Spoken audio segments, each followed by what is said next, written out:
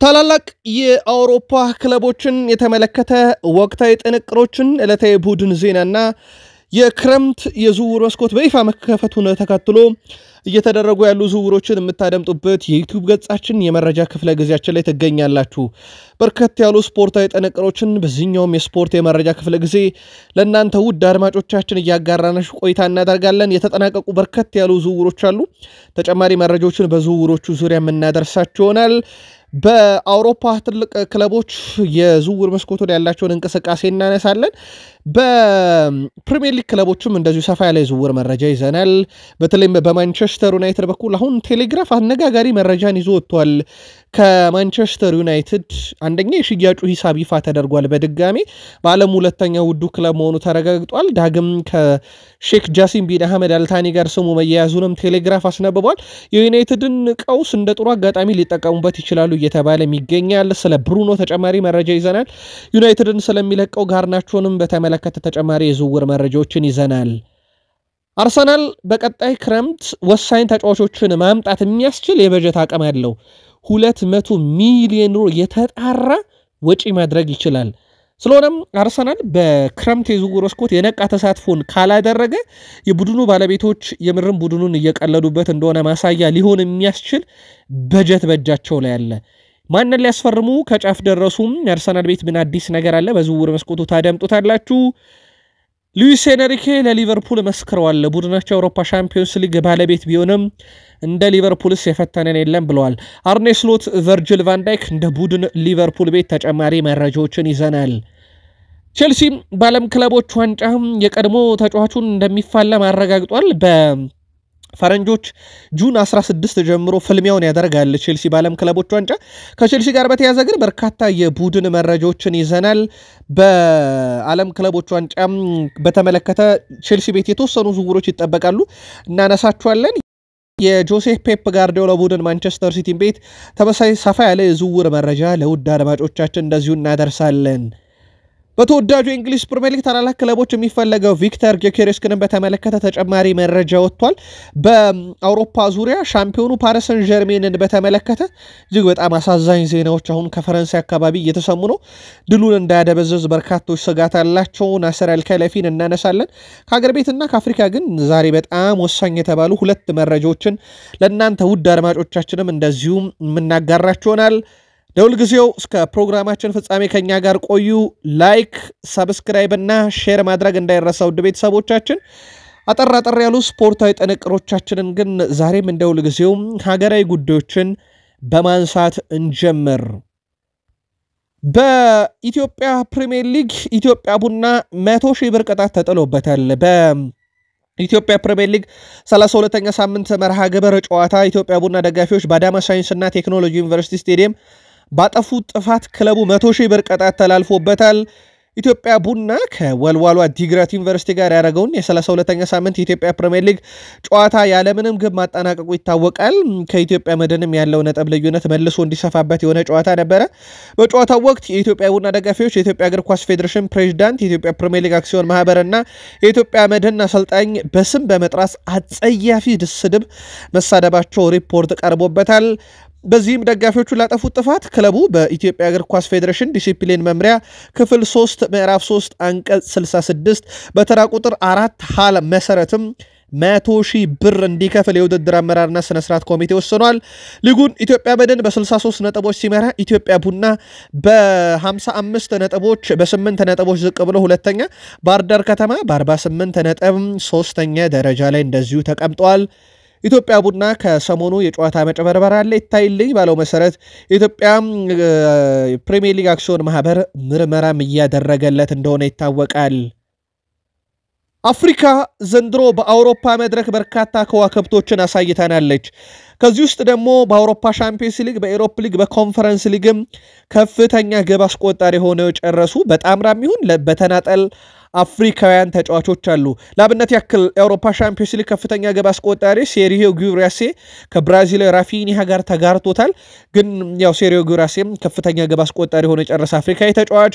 በዩሮፕ ሊጉ ከፍተኛ ግብ አስቆጣሪው አዩብ ኤል ካቢ ነው። እንደዚሁም በኮንፈረንስ ሊግ ከፍተኛ ግብ አስቆጣሪው አንፉኩ ፑሉሉ ነውና በአጠቃላይ በሁሉም በአውሮፓ መድረክ በነበሩ 3 የአውሮፓ መድረኮች አፍሪካውያን ተጫዋቾች ከፍተኛ ግብ አስቆጣሪ ሆነው ጨርሰዋል። አፍሪካ እግር ኳሷ እያደገ መሆኑ ምናልባት እንደማሳያም ተደርጎ ሊወሰድ የሚችል ምርጥ ቁጥራዊ መረጃ ነው።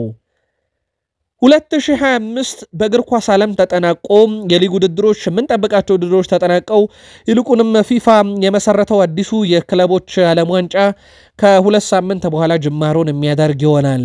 2025 ግን ብዙ ታሪክ የተጻፈበት ዓመት ነው። ውድ ቤተሰቦቻችን ብዙ ተመልካች ካለው ፕሪሚየር ሊግ እንኳን ብናይ ፓላስን ከ119 ዓመት በኋላ ባለ ክብር፣ ኒካስልን ከ70 ዓመት በኋላ ባለ ዋንጫ፣ ቦሎኛን 50 ዓመት ሙሉ ዋንጫ አይቶ የማያውቀን ቡድን ባለ ዋንጫ፣ ሃሪኬን በታሪኩ ግብ ማስቆጠር እንጂ ዋንጫ መንካት የማያውቀው ተጫዋች ዋንጫ የነካበት፣ ቶትናም ከ17 ዓመት በኋላ ዋንጫ ያነሳበት፣ ከ41 ዓመት በኋላ የአውሮፓ መድረክ ዋንጫ ያነሳበት፣ ፓሪስ ሰን ዠርሜን በታሪካዊ አሊያንዝ አሬና ታሪኩን የተቀናጀበት ደማቅ ታሪክ ጽፎ በአውሮፓ ሻምፒዮንስ ሊግ ታሪክ የመጀመሪያውን ዋንጫ ያነሳበት ዓመት ነበረ። 2025 በውድድር ዓመት እጅግ በጣም የተለየ ተብሎ በታሪክ መዝገብም የሚያስመዘግብ አይነት ውጤት የተመለከትንበት።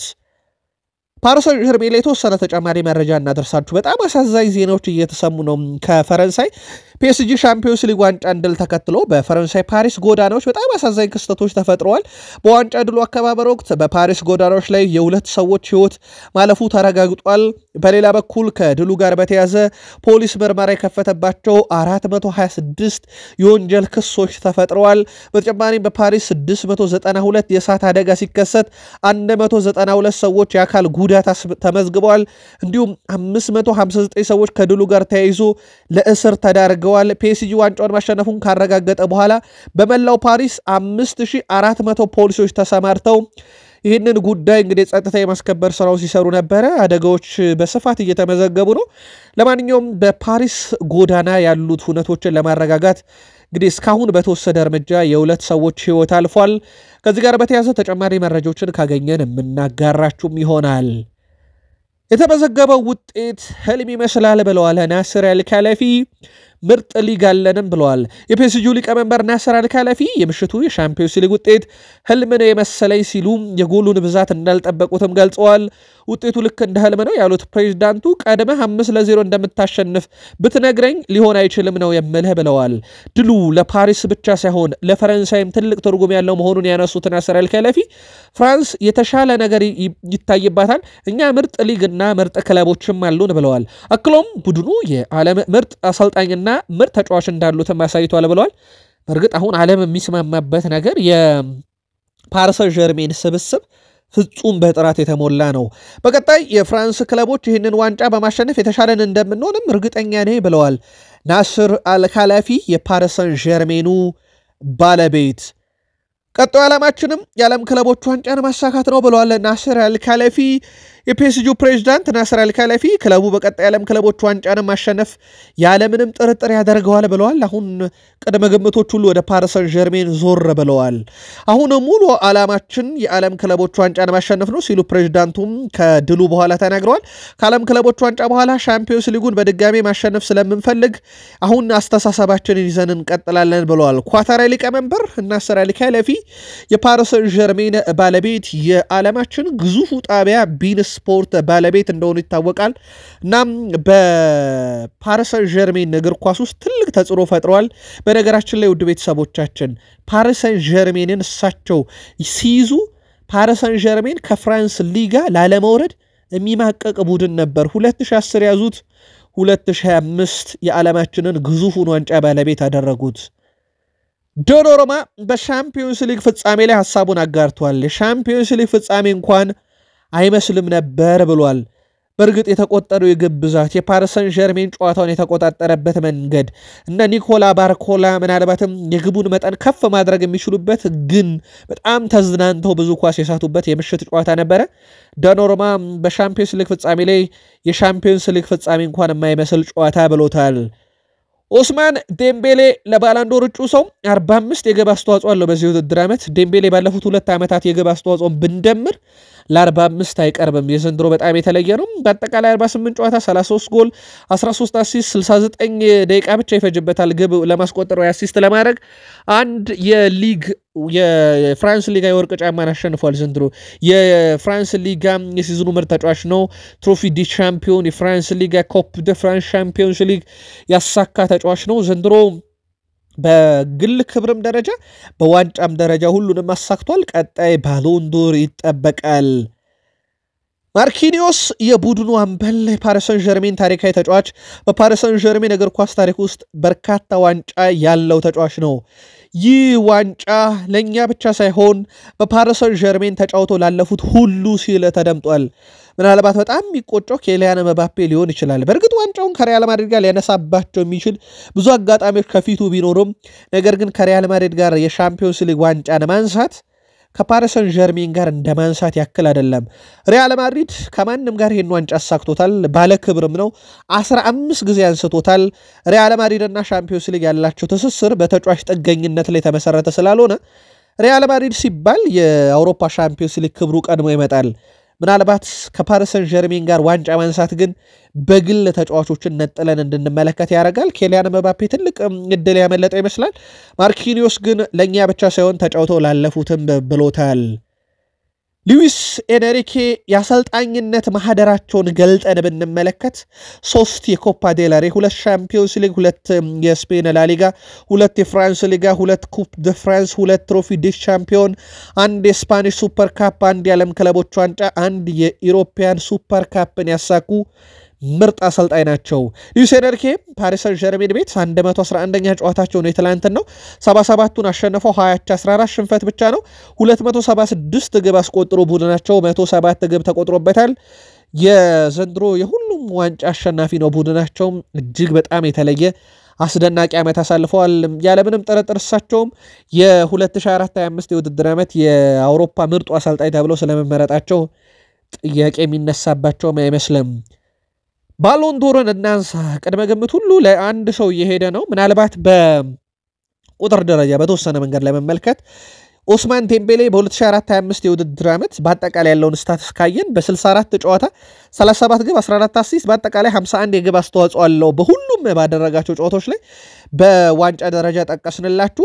ራፊኒያ በ2024-25 የውድድር ዓመት ሌላኛው እጩ በ66 ጨዋታ 39 ግቦች 26 አሲስት 65 የግብ አስተዋጽኦ አለው። በግብ አስተዋጽኦ የተሻለ ነው። በዋንጫም ደረጃ ከአውሮፓ ሻምፒዮንስ ሊግ ውጭ የነበሩ በሁሉም መድረኮች የተሳተፈባቸውን ውድድሮች አሸንፏል። የአውሮፓ ሻምፒዮንስ ሊግ ከፍተኛ ግብ አስቆጣሪ ነው። ሻምፒዮንስ ሊጉም ከፍተኛ አሲስት አድራጊ ነው። ሳላህ በክለብና በሀገሩ በአጠቃላይ በሁሉም በ60 ጨዋታ 38 ግብ 25 አሲስት 63 የግብ አስተዋጽኦ አለው። ይሄ ከራፊኒያ ቀጥሎ ግን ከዴምቤሌ በላይ ያደርገዋል። በክብር ደረጃ እንግሊዝ ፕሪሚየር ሊግ በዋንጫ ደረጃ ያሳካው ነው። ከዚ ውጭ የፕሪሚየር ሊግ ዓመቱ ምርጥ ተጫዋች፣ የፕሪሚየር ሊግ ከፍተኛ ግብ አስቆጣሪ፣ ከፍተኛ አሲስት አድራጊ ነው። ሌላኛው ጩ ላሚን ያማል ነው። በ67 ጨዋታ 22 ጎል 30 አሲስት 52 የግብ አስተዋጽኦ። ዩሮ 2024 የስፔን ላሊጋ፣ የስፔን ኮፓ ዴላሬ እና የስፔን ሱፐር ካፕን አሸንፏል። ምናልባት ለንጻሬ ካስቀመጥናቸው በሚዛን ደረጃ ኦስማን ዴምቤሌ ከዛ ራፊኒያ ሞር ሚዛን የሚደፉ ይመስላል። የእናንተን የግል ምልከታ ግን በሐሳብ መስጫ ሳጥናችን ላይ ማስፈር ትችላላችሁ።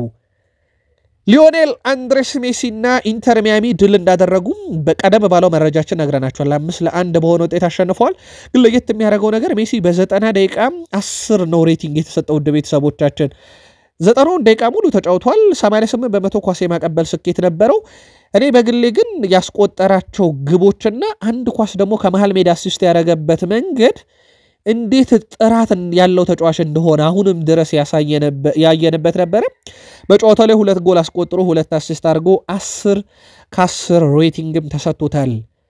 ሊዮኔል ሜሲ በዚህ ሲዝን ለኢንተር ሚያሚ 20 ጨዋታ አድርጓል። 15 ግብ 5 አሲስት 20ኛ የግብ አስተዋጽኦ ነው በሁሉም መድረክ። በእርግጥ አሜሪካ ሜጀር ሊግ ሶከር ብቻ ካየነው 13 ጨዋታ ነው 10 ግብና 5 አሲስት ይሆናል 15 የግብ አስተዋጽኦ አለው በአሜሪካ ሜጀር ሊግ ሶከር ብቻ ካየነው ከፍተኛ የግብ አስተዋጽኦ ያለው ተጫዋች ነው ሊዮኔል ሜሲ በአጠቃላይ በእግር ኳስ ሕይወቱ 1098 ጨዋታ 865 ግብ 384 አሲስት 1249 የግብ አስተዋጽኦ አለው 67ቱ ቅጣት ምት ናቸው 59ኙ ሃትሪክ 46 ዋንጫ 8 ባሎን ዶር 6 የወርቅ ጫማ ብዙ ማለት እንችላለን በአሜሪካ ሜጀር ሊግ ሶከር የሊዮኔል አንድሬስ ሜሲን እዛ ማምራትን ተከትሎ በነገራችን ላይ አንድ ነገር ተፈጥሯል ይሄውም በአሜሪካ ሜጀር ሊግ ሶከር ታሪክ እጅግ በጣም ከፍተኛ የሚባሉ የስቴዲየም ተመልካች ቁጥርንም እያየን ነው ይሄም ከሊዮኔል አንድሬስ ሜሲ በኋላ ነው እዛው አሜሪካን ቆይና የአሜሪካው ሎስ አንጀለስ እግር ኳስ ክለብ የዓለም ክለቦች ዋንጫ ውድድር የተቀላቀለ የመጨረሻው ክለብ ሆኗል ፊፋ በተመሳሳይ ባለቤትነት በተያዙ ክለቦች ህግ ጋር በተያዘ የሜክሲኮ ክለብ ሊኦን ከዓለም ክለቦች ዋንጫ ውድድር መሰረዙ ይታወቃል ይህንም ተከትሎ ሊኦንን ተክቶ በውድድሩ የሚሳተፈውን ክለብ ለመለየት በተደረገ ጨዋታ ሎስ አንጀለስ ክለብ አሜሪካንን 2-1 በሆነ ውጤት በማሸነፍ ውድድሩን ተቀላቅሏል ሎስ አንጀለስ እግር ኳስ ክለብ ለውድድሩ ማለፉን ተከትሎም የተሳትፎ $10 ሚሊዮን ወደ ካዝናቸው ከተዋል ክለቡ ኦሊቬ ዥሩና ሁጎ ሎሪስን የመሳሰሉ ድንቅ ተጫዋቾችን ይዟል ሎስ አንጀለስ በምድብ 4 ከቼልሲ ፍላሚንጎና ኤስፔራንስ ጋር መደልደሉ ይታወቃል አስቀድሞ ያሸነፈው እዛ ስለሚገባ ስለሆነም ኦሊቬ ዥሩ የቀድሞ ክለቡን ቼልሲን መፋለመሻለው እንዳለ ሆኖለት ወይም ተሳክቶለት ክለቡን እንደሚፋለም አረጋግጧል ማለት ነው ባየር ሊቨርፑልን ማርክ ፍሊከንን አዲሱ ግብ ጠባቂ አድርገው ለማስፈረም መስተመጨረሻም ከብሬንትፎርድ ጋር ከስምምነት ደርሰዋል ሊቨርፑል ለዝውውሩ 10 ሚሊዮን ዩሮ ለብሬንትፎርድ ይከፍላል 9 ሚሊዮን ዩሮ ውድቅ ተደርጎ ነበር 1 ሚሊዮን ዩሮ ጨምሮላቸው የገላቸው ማድረጋቸውን አረጋግጠዋል ባየር ሊቨርፑልን ማርክ ፍሊከንን አዲስ ግብ ጠባቂ አድርገው ለማስፈረም ከስምምነት ከደረሱ በኋላ እንግዲህ በዚህ ምትክ ብሬንትፎርዶች የሊቨርፑልን ግብ ጠባቂ ኮማኒ ኬለርን ለማምጣት ወደ እንቅስቃሴ ይገባሉ ተብሎ ይጠበቃል ኤሪክ ቴንሃግ ለማንቸስተር ዩናይትድ አንድሬ ኦናናን ካመጡ በኋላ ለአሁኑ ቡድናቸውም በግብ ጠባቂ ነው ስራ የጀመሩት ፍሊከንን ከብሬንትፎርድ በ10 ሚሊዮን ዩሮ ክለባቸው ለማስፈረም ከስምምነት ደርሷል ክሪስታል ፓላስ ኢብሪቼ ኢዜን ሸጦ ገንዘብ ከማግኘት ይልቅ በቀጣዩ ውድድር ዓመት በቡድኑ የማቆየት ፍላጎት ነው ያለው ተብሏል የኦሊቨር ግላስነር ቡድን በሚቀጥለው ውድድር ዓመት የኢሮፕ ሊግ ተሳታፊ እንደሆነ ይታወቃል ናም ይህ እንደ ጥሩ አጋጣሚ ይጠቀማል ተብሎ ይታሰባል ክሪስታል ፓላስ በዚህም ኢብሪቼ ኢዜን አዲስ ኮንትራት የማስፈረም ወይም ኮንትራቱን የማራዘም ሂደት በቀጣይ ቀናት ይጀምራል ተብሎ ይታሰባል አርሰናል ቶትናም ሲቲ በስፋት ስማቸው ከፕሪሚየር ሊግ ክለቦች ከዚህ ተጫዋች ጋር እየተያዘ እንደሆነ ይታወቃል ከፕሪሚየር ሊግ ውጪ ደግሞ የጀርመኑ ኃያል ክለብ ስሙ በስፋት እየተያዘ እንደሆነ ይታወቃል ትራንስፈር ማርኬት ይዞት በወጣው መረጃ መሰረት በፕሪሚየር ሊጉ ዋጋቸው እጅግ የናሩ ተጫዋቾች በሚል ኢሳክን በአንደኝነት አስቀምጦታል ኢሳክ ፕሪሚየር ሊግ የዋጋ ጭማሪ በስፋት ካሳዩ ተጫዋቾች አንደኛው ሆኗል ሁለተኛው ዲያነ ሆይሰን ነው ወደ 18 ሚሊዮን ዩሮ ጭማሪ አሳይቷል ለሪያል ማድሪድ ፈርሟል ማይል ሉዊስ ስኬሊ 17 ሚሊዮን ዩሮ ጭማሪ አሳይቷል ሳንድሮ ቶናሊ የኒካስል ዩናይትዱ ሌላኛው ተጫዋች 15 ሚሊዮን ዩሮ ጭማሪ አሳይቷል በርግቬል የሲቲ ኦሪየል የአርሰናሉ ራይስ የቶትናሙ የሊቨርፑሉ ማካሊስተር የቼልሲው ካይሴዶና እንዲሁም የበርንማውዝ ኬርኪዝ ብዙ ዋጋ ጭማሪ ያደረጉ ተጫዋቾች ናቸው በዚህ ውድድር ዓመት ይህም ተጫዋቾቹ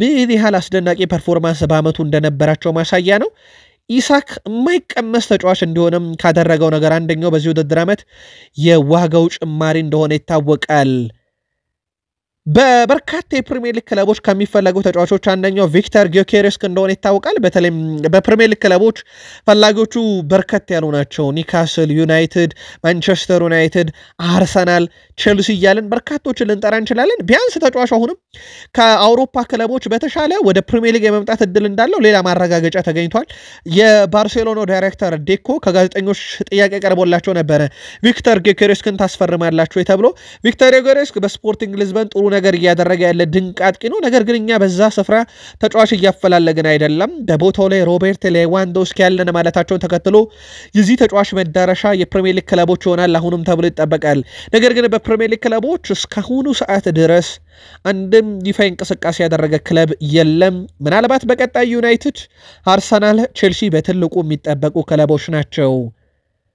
ማንቸስተር ሲቲ በዝውውር መስኮቱ ያለምንም ፋይናንሻል ፌር ፕሌይ ጥሰት 200 ሚሊዮን ፓውንድ ወጪ የሚያስደርግ አቅም ላይ ደርሷል። ስለሆነም 200 ሚሊዮን ፓውንድ ወጪ ማድረግ ይችላሉ። በክረምት ተጨማሪ ወጪ ማድረግ ካሻቸው ደግሞ ተጫዋቾችን መሸጥ ይጠበቅባቸዋል። የሲቲ አቅም ጠንከር ያለ ነው። በዚህ ውድድር ዓመት ከተመልካች ስቴዲየም ገቢ ጨምሮ ያገኟቸው ገቢዎች ከፍ ያሉ ናቸው። በዚህ ምክንያት እስከ 200 ሚሊዮን ፓውንድ ወጪ ማድረግ ይችላሉ። ምን አይነት ተጫዋቾችን በቀጣይ ያመጡበታል የሚለው ይጠበቃል። በዋነኝነት ግን ሪያን ቸርኪ ላይ አሁን በስፋት እየሰሩ ይገኛሉና በትልቁ የሚጠበቀው ተጫዋች በማንቸስተር ሲቲ ቤት እሱ ነው። ሮድሪን በተመለከተ ቀጣይ ውድድር ዓመት ኮንትራት ነፃ ይሆናል። ሪያል ማድሪዶች የለመዱትን እዚህም ተጫዋች ላይ ሊያደርጉ እንደተዘጋጁ ይታወቃል። ይህን ያወቁት ማንቸስተር ሲቲዎች ታዲያ ከተጫዋቹ ጋር ንግግር ለማድረግ ቀጠሮ ይዘዋል። የሚረር ጸሐፊ የሆነው ሳሙኤል ሞሎክ እንዳስነበበውን ከሆነ ማንቸስተር ሲቲ የመሃል ሜዳ ሞተራቸውን ውል ለማደስ ከተጫዋቹ ጋር ንግግር ያደርጋሉ። እስከ 2029 ኮንትራቱን የማደስ ፍላጎት በማንቸስተር ሲቲ በኩል አለ። ተጫዋቹ ውሉን ሲፈርም በሳምንት 300,000 ፓውንድ በማግኘት በማንቸስተር ሲቲ ሁለተኛ ውድ ተከፋይ ይሆናል። ያው እነ ኬቨን ደብሮይና ቡድኑ ስለተሰናበቱ ማለት ነው። ስለዚህ በማንቸስተር ሲቲ በኩል ሮድሪን ከመሸጥም ከማጣትም በላይ ኮንትራቱን ማራዘም ላይ ቅድሚያ ይሰጣሉ ተብሏል። በቀጣይ ቀናት በይፋ ድርድር ይጀመራል። በክለቦች ዓለም ዋንጫም በምድባቸው የሚገኙት ሎስ አንጀለስ ፍላሚንጎና ቱኒስ የሚገጥሙበት ቀን ይፋ ተደርጓል በቼልሲ በኩል። ስለሆነም ቼልሲ በፈረንጆች ሰኔ 16 ጀምሮ ከሎስ አንጀለስ ጋር ይጫወታል። እንግዲህ አሁን በፈረንጆቹ የሰኔ 1 ብለን ጀምረናል። ስለዚህ በቀጣይም ሰኔ 16 ከ15 ቀናት በኋላ ቼልሲ የመጀመሪያውን ጨዋታ ከሎስ አንጀለስ ጋር ሲያደርግ ኦሊቬ ዥሩ የቀድሞ ክለቡን በመግጠም ይጀምራል። ከ4 ቀን በኋላ ከፍላሚንጎ ጋር የመጨረሻውን የምድብ ጨዋታ ደግሞ ሰኔ 24 የሚያደርግ ይሆናል። ደርሶ መልስ ስለሌለው ለማለፍ 2 ጨዋታ ማሸነፍ በቂ ነው።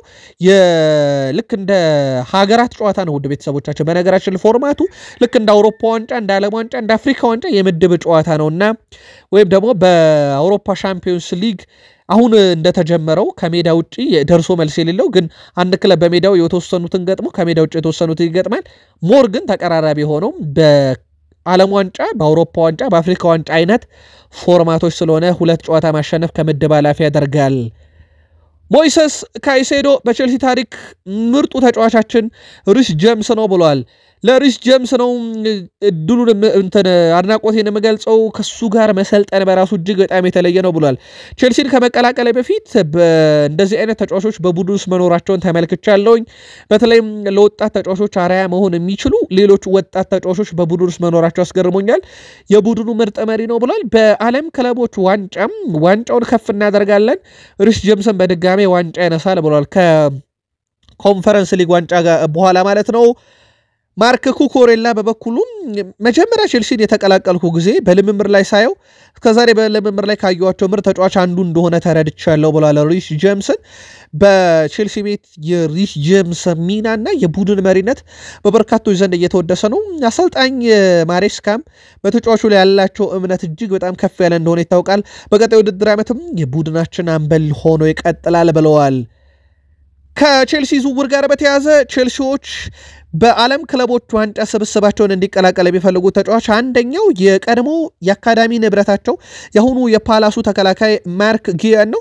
ይህን ተጫዋች ግን ወደ ስታንፎርድ ብሪጅ ለማምጣት እንደ ዘ ጋርዲያን ዘገባ ከሆነ ትልቅ ፈተና ይጠብቃቸዋል። ምክንያቱም ራሱ ፓላስ የአውሮፓ መድረክ ትኬትን ቆርጧልና በኤሮፕ ሊግ መሳተፉ ለተጫዋቾቹ ጥሩ መነቃቃትን ፈጥሯል በክለቡ ለመቆየትና ይህን አጋጣሚ ቼልሲዎች ለመጠቀም በጣም ሊከብዳቸው ይችላል። ለማንኛውም ቼልሲዎች የቀድሞ አካዳሚ ንብረታቸውን ዳግም ወደ ስታንፎርድ ብሪጅ መልሰው የማጫወት ፍላጎት አላቸው። በሻምፒዮንስ ሊጉ እንደ ሊቨርፑልስ የፈተነ የለም ብለዋል አሰልጣኝ ሉዊስ ኤንሪኬ። በአውሮፓ ሻምፒዮንስ ሊግ ዋንጫ እስኪያነሱ ድረስ ከገጠሟቸው ክለቦች ሁሉ ሊቨርፑል በደንብ እንደፈተናቸው ገልጿል። ጉዟችንን ከባድ አድርገውብን ነበር ብለዋል። ፍጻሜ ውስጥ እንዴት እንደቀለላቸው ተመልክተናል። ፒኤስጂ በዘንድሮ የአውሮፓ ሻምፒዮንስ ሊግ ጉዞ ወቅት ከሊቨርፑል ጋር በተለይም በሜዳቸው ፓርክ ደ ፕሪንስ 1-0 ከተሸነፉ በኋላ አጣብቂኝ ውስጥ ገብተው ነበረ። በኋላም ላይ አንፊልድ ውጤት ቀልብሰዋል በብዙ ፈተና ቢሆን ናም ሊቨርፑል በብዙ ፈተኑናል ከዛ ቀጥሎ የፈተነን ቡድን ደግሞ አስቶን ቪላ ነው ብለዋል በአጠቃላይ የሉዊስ ኤንሪኬ ቡድን በፕሪሚየር ሊግ ከሚሳተፉ ክለቦች አርሰናል ማንቸስተር ሲቲ ባየር ሙኒክን ጨምሮ በአጠቃላይ በአውሮፓ ውስጥ አትሌቲኮ ማድሪድንም ጭምር እንደገጠመ ይታወቃል ግን ከሁሉም እንደ ሊቨርፑልስ የፈተነን የለም ብለው የአርኔ ስሎት ቡድን በጣም ጠንካራ መሆኑን ገልጸዋል አርኔ ስሎት ልክ የዛሬ ዓመት ነበር ልክ በዚች ቀን የሊቨርፑል አሰልጣኝ ሆነው የተሾሙት በመጡበት ዓመት ተወዳጁን የእንግሊዝ ፕሪሚየር ሊግ ዋንጫ ከፍ አድርገው እንደሳሙ ይታወቃል ልክ በዛሬዋ ቀን ደግሞ ከ6 ዓመት በፊት ሊቨርፑሎች የአውሮፓ ሻምፒዮንስ ሊግ ባለክብርና በእንግሊዝ ፕሪሚየር ሊግ ታሪክም በርካታ የአውሮፓ ሻምፒዮንስ ሊግ ዋንጫን ያነሳ ክለብ እንዲሆኑ አድርጓቸው ነበር እቺ ቀን በሊቨርፑል ታሪክ አትረሳም ሊቨርፑል ቶትናምን በሞሳላህና ዲቮክ ኦሪጊ 2 ግቦች ታግዞ ነበር ጨዋታውን 2-2 ያሸነፈው ሌላው በሊቨርፑል ታሪክ ከ6 ዓመት በፊት ልክ በዚች ቀን ቫን ዳይክ በአውሮፓ ሻምፒዮንስ ሊግ እና በእንግሊዝ ፕሪሚየር ሊግ ባደረጋቸው አጠቃላይ ጨዋታ ምንም ጊዜ ድሪብል ሳይደረግ አመቱን ያጠናቀቀበት በአመቱ መጨረሻም የሻምፒዮንስ ሊግ ዋንጫን ያነሳበት ዓመት ነበር 50 ጨዋታ ተደርጎ ነው አንድም ጊዜ ድሪብል ተደርጎ ያልታለፈው አሁንም በሊቨርፑል ይቀጥላል የሊቨርፑል አምበል ነው የ2 ዓመት ኮንትራት እንደፈረመ ይታወቃል 6 ግብ አስቆጥሮ 25 ክሊን ሺት ይዞ ምንም ድሪብል ሳይደረግ ዋንጫ ያነሳበት ዓመት ዛሬ በሊቨርፑል 6ኛ ዓመት ሆኖታል አርሰናል ብዙ ሰበብ አያስፈልገውም ዘንድሮ ተጫዋች ላለማስፈረም ምክንያቱም ከፍተኛ ትርፍ በፕሪሚየር ሊግ ታሪክ ያገኙ ክለቦች ውስጥ ተመዝግቧል አርሰናል በክረምት የዝውውር መስኮት በቀላሉ እስከ 200 ሚሊዮን ፓውንድ በላይ ወጪ ማድረግ ይችላል የፋይናንሻል ፌር ፕሌይ ህግ ጥሰትን ሳይፈጽም ማለት ነው ስለዚህ አርሰናል የግድ ተጫዋች ማምጣት እንዳለበት በተቀመጠበት የክረምት የዝውውር መስኮት ላይ እንደዚህ አይነት ትርፍ ገንዘብ ደግሞ በካዝናቸው ውስጥ አለ ስለዚህ አርሰናል ማንን ያምጣ የሚለው ነገርና የዝውውር ፖሊሲው በምን አይነት መንገድ ይመራል የሚለው ነገር ነው በቀጣይ የሚጠበቀው አንድሪያ ቤርታና ማይክል አርቴታም ስራዎችን እየሰሩ ነው በጣምራ አንዱ ሌላ አጥቂ ቢሉም አንድሪያ ቤርታ ማይክል አርቴታ አሁን ግን ሁሉን ነገር እርግፍ አድርገው ቤንጃሚን ሼሽኮ ላይ እየሰሩ ነው ቤንጃሚን ሼሽኮ ባለፉት 5 ዓመታት ከ18 በታች ግብ አስቆጥሮ የውድድር ዓመቱን ጨርሶ ያቀም 4 የውድድር ዘመናት 18 እና ከዛ በላይ ግቦችን ነው ያስቆጠረው እጅግ በጣም አስደናቂውን ተጫዋች ወደ ቡድኑ ለማምጣት ስራዎች እየተሰሩ እንደሆነ ይታወቃል ሌላው በአርሰናል በአጥቂ ስፍራ ላይ ከተያዙ አማራጭ ተጫዋቾች ውስጥ የብላክበርኑ አጥቂ ኢጎር ታይጆንን ነው ይህን ተጫዋች ሁኔታም እየተከታተሉ ነው አርሰናል ተጫዋቹን ለማስፈረም 1 ሚሊዮን ፓውንድ እና ተጨማሪ ቦነስ ለማቅረብ አቅዷል የተባለው ነገር ግን ብላክበርን ሮቨርሶች ከተጫዋቹ ጥሩ ክፍያን ይጠብቃሉ እንግዲህ ይህ አጥቂም ገና 17 ዓመቱ ነው ለዋና ቡድን መሰረት ተደርጎ ሳይሆን በታዳጊ ቡድን ውስጥ እንዲጫወትና ራሱን አሳድጎ ለዋና ቡድን እንዲበቃ የተፈለገ ተጫዋች ነው በአካዳሚ ውስጥ እንዲያድግ የተፈለገ ተጫዋች ነው በቀጣይ ይሄን ተጫዋች አርሰናል ከብላክበርን ጋር ለአካዳሚ ተጫዋችን ለማምጣት እቅድ ይዟል በእርግጥ የአካዳሚ ተጫዋቾችን ለማምጣት ተጠቅሞ በማንቸስተር ዩናይትድ ዘንድሮ አንድ ማሳያው ከራሱ ከአርሰናል የወሰዱት ቾዶቢ ማሳያ ነውና አርሰናሎች እንደ ቾዶቢ አይነት ተጫዋችንም ለመተካት ይጠቀሙበታል ተብሏል በክለብ ውስጥ እየተፈጠረ ያለውን ነገር አልወደድኩትም እንደ ማንቸስተር ዩናይትድ ደጋፊነት ብዙ ተቀባይነት የሌላቸው ነገሮችን እያየው ነው ብለዋል ዴቪድ ቤካም ለበርካታ ጊዜያት ተጫዋቾች በትክክለኛው መንገድ ነገሮችን ሲያደርጉም አልተመለከትኩም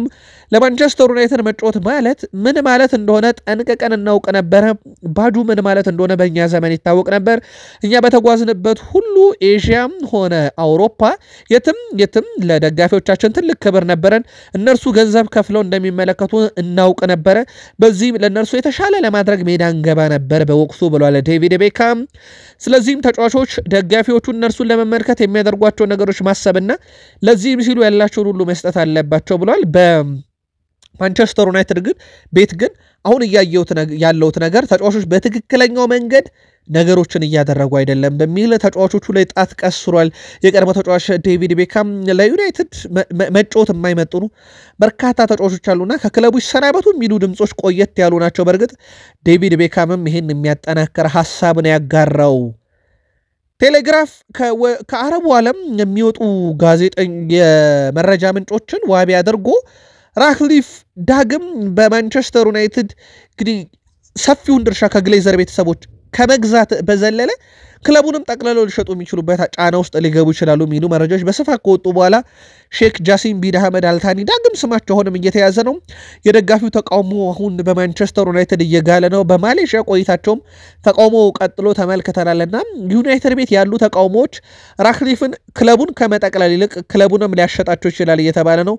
ግሌዘር ቤትም ራክሊፍ መሃልም ልዩነቶች እየተፈጠሩ መምጣታቸው እየተዘገበ ይገኛል። በተለይም የማንቸስተር ዩናይትድ ተሽጦም አለመሻሻል ክለቡ ሙሉ ለሙሉ ይሸጥልን የሚሉ የዩናይትድ ደጋፊዎች መብዛታቸውን ተከትሎ ሼክ ጃሲም ቢን አህመድ አልታኒ አሁንም ተስፋ አላቸው የሚል መረጃም ከወደ አረብ አካባቢ እየወጣ ነው። ቴሌግራፍን በፊት ገጹ ላይ ይዞት ወጥቷል። ማንቸስተር ዩናይትድ በሽያጭ ደረጃም ቢሆን ለአሜሪካኖቹ ባለሀብት ትንሽ ገንዘብ አይደለም የሚያስገኘው። ፎርብስ ሁለተኛው በዓለም ትልቅ ዋጋ ያለው ክለብ ብሎ ዛሬ በፊት ገጹ ላይ ይዞት ወጥቷል። የስፔኑ ክለብ ሪያል ማድሪድ አራተኛ ተከታታይ ዓመት የማይቀመስ ዋጋ ያለው ክለብ ብሎታል። በሜዳ ላይ ስኬት ረገድ አስቸጋሪ ጊዜ እያሳለፈ የሚገኘው ማንቸስተር ዩናይትድ 6.6 ቢሊዮን ዶላር ወጪ የሚያደርግ ክለብ ብሎታል። ሪያል ማድሪድ ወደ 6.75 ቢሊዮን ዶላር ነው። ኦልሞስት በጣም ተቀራራቢ የሚባል የሽያጭ ሂሳብ ነው ሁለቱ ክለብ ያላቸው። በሌላ በኩል በዚህ ዓመት 8 የአሜሪካ ሜጀር ሊግ ሶከር ክለቦች በዓለም ውድ ዋጋ ካላቸው 30 ክለቦች ውስጥ የተካተቱበት ዓመት ነበረ። ለማንኛውም ማንቸስተር ዩናይትድ ቢሸጥ ራሱ የግሌዘር ቤተሰቦች ትንሽ የሚባል ገንዘብ አይደለም ወደ ካዝናቸው የሚያስገቡት። ለማንኛውም በማንቸስተር ዩናይትድ በኩል ዳግም የሽያጭ ወሬዎች መናፈስ ጀምሯል። ክለቡ በጣም አስቸጋሪ ጊዜ ውስጥ መሆኑን ተከትሎ ብሩኖ ፈርናንዴዝ እስከዚህ ሰዓት ድረስ ውሳኔ አልወሰንም። የሳውዲ አረቢያ የመገናኛ ብዙሃን ብሩኖ ፈርናንዴዝ ለመወሰን ተቸግሯል ብለዋል። በተለይም ደግሞ ብሩኖ ፈርናንዴዝ በህይወት ዘመኑ አይቶት የማያውቀው ገንዘብ ሲደመር ከማንቸስተር ዩናይትድ ጋር የአዲሱ ቡድን መዋቅር ሆኖ መቀጠል ግን ደግሞ በጊዜ ሂደት ከዩናይትድ እየተገፋ መውጣት ዕጣ ፈንታ የተጫዋቹን ውሳኔ አጣብቂኝ ውስጥ ከቶበታል ነው የተባለው። ይሄ ትልቅ የሚባለው ገንዘብ በራሱ በሳውዲ አረቢያ ተጫዋቾች ላይ እንግዲህ ውሳኔ ላይ እንዲቸገሩ እያደረጋቸው እንደሆነ ይታወቃል። በቅርብ ጊዜ እንደ ዩናይትድ ያለን ክለብን መልቀቅ ለተጫዋቹ ቀላል አልሆነለትም። ለማንኛውም ውሳኔው እስከዚህ ሰዓት ድረስ አልተወሰነም፣ እየተጠበቀ ነው። እኛም እንዳገኘን የምናጋራችሁ ይሆናል። አሌያንድሮ ጋርናቾ 40 ሚሊዮን ፓውንድ ከተለጠፈበት በኋላ ዋነኛ ፍላጎቱ በፕሪሚየር ሊግ መቆየት ነው ተብሏል። ናፖሊ ዋነኛ ፈላጊ ሆኖ ስራዎችን እየሰራ ያለ ክለብ ነው። ነገር ግን ተጫዋቹ በፕሪሚየር ሊግ መቆየት የሚችልበት አጋጣሚ ካለ ለመቆየት ፍላጎት አለው ሲባል፣ ሰማያዊዎቹ ቼልሲዎች ደግሞ ምናልባትም ቁጥር 1 ምርጫው ሊሆኑ ይችላሉ እየተባለ ነው። ወኪሉ በቀጣይ ክለብ የማፈላለግ ስራ ከመስራቱ በፊት ግን ከማንቸስተር ዩናይትድ ጋር ውይይት ያደርጋሉ ተብሎ ይጠበቃል። ቺቻሪቶ ሃቪየር ሄርናንዴዝ በማንቸስተር ዩናይትድ እግር ኳስ ታሪክ የመጀመሪያው ሜክሲካዊ ተጫዋች፣ ፈርጊ ሲቸገሩ ሜዳ ላይ የሚያስገቡት ከዛም ውጤት ይዞላቸው የሚወጣው ተጫዋች ዛሬ 37ኛ ዓመቱ ላይ ይገኛል። የዩናይትድ ደጋፊዎች ሃቪየር ሄርናንዴዝ ቺቻሪቶ ሲባል ምን አይነት ትውስታላችሁ? ሐሳብ መስጫ ሳጥናችን ላይ ያስፍሩልን። መልካም ጊዜ፣ መልካም ቆይታ። ዳግም በቀጣይ ስፖርት የመረጃ ክፍለ ጊዜ እንገናኛለን። እስከዛው ሰናይ ጊዜ ይሆንላችሁ።